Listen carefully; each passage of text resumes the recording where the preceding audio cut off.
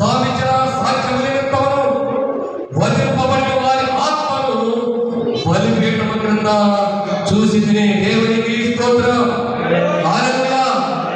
దేవాది దేవుడు ఐదవ ముద్రను విప్పినప్పుడు ఎవరైతే గొప్ప సాక్ష్యాన్ని పొందారో ఈ లోకంలో, ఎవరైతే ఆత్మభరితంగా దేవుడి వాక్యాన్ని ప్రకటించారో, ఎవరైతే వాక్యాన్ని ప్రకటించి చూడగా, సాక్ష్యాన్ని చెబుతుండగా, నీతి మార్గంలో నడవండి అని చెబుతుండగా, దేవుడి పిల్లలైన వారిని ఎవరైతే చంపేశారో, ఎవరైతే తప్పబడ్డారో, చనిపోయిన వారి ఆత్మలు ఎక్కడున్నాయి?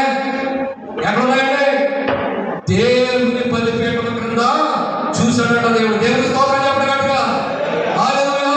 ఆయన ఐదవ ముద్రను విప్పినప్పుడు దేవుని వాక్యము నిమిత్తమును తామిచ్చిన సాక్ష్యము నిమిత్తమును బోధింపబడిన వారి ఆత్మను బలిపీఠము క్రింద నేను చూసి తిని. అయితే ఆ ఆత్మలు ఉన్నాయి.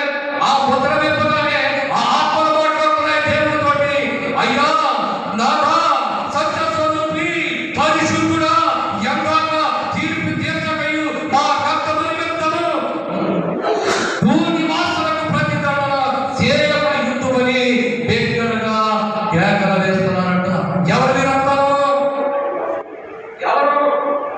ఎవరైనా తీర్పు తీర్చమన్నది దేవుడు వాక్యం నిమిత్తం ఎవరైతే చనిపోయారో, దేవుడి యొక్క సాక్ష్యాన్ని చెబుతూ ఎవరైతే చనిపోయారో, ఎవరైతే పాస్టర్ అనబడిన వారు దేవుడి గురించి చనిపోయిన ఆత్మను ఒక బలిపీఠం నుండి ఆ యొక్క ఐదవ ముద్రను దేవుడు విప్పినప్పుడు వాడొక ఆత్మను అరుస్తున్నాయంట.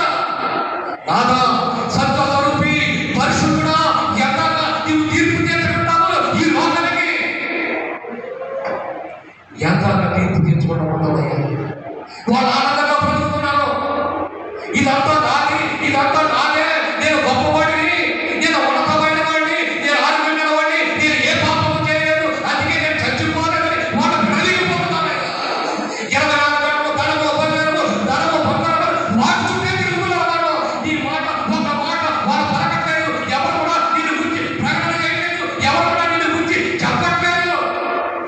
కానీ నేను చెప్పు, నువ్వు ఉన్నవాడమని, అనువాడమని, జీవమైన దేవుడమని, శాశ్వతమైన దేవుడమని, సర్వ సృష్టి కర్తమని, సర్వ లోకాధికారమని, సర్వలోక శరీరముకు దేవుడమని మేము చెప్పమయ్యా.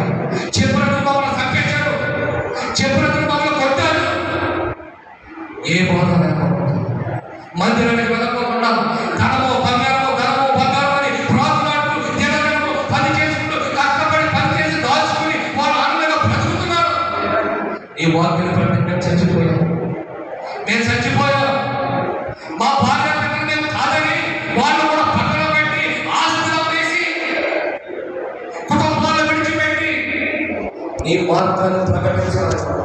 నీ సువార్త పూర్తిగా